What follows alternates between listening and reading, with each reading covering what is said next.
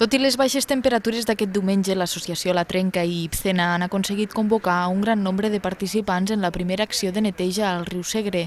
De bon matí, els voluntaris s'han dividit en diferents grups i s'han traslladat als punts del riu que presentaven un aspecte més deplorable.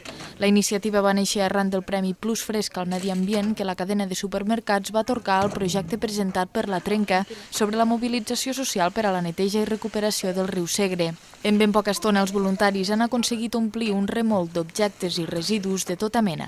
És una pena que llocs tan bonics com aquests que estiguin plens de runa. Llavors, en 10 minuts hem omplert un remolc i el paisatge, com veieu, ha canviat completament.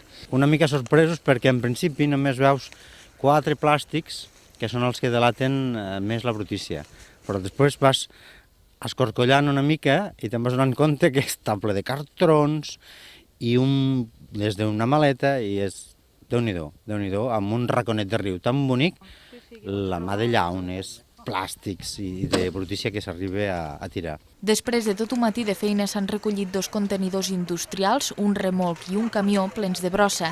Les 4 zones escollides per netejar han quedat pràcticament netes gràcies a la feina dels voluntaris de totes les edats. A cada punt s'hi ha instal·lat un cartell per deixar constància de l'actuació i evitar que els visitants ho tornin a embrutar.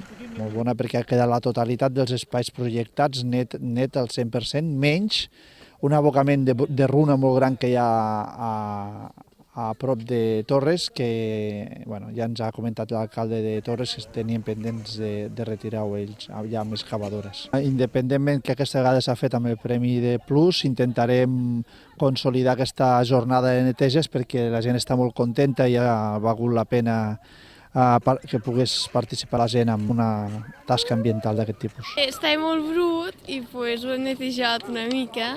Et sents orgullós de com ha quedat el lloc i demanar que la gent no tiri més brossa.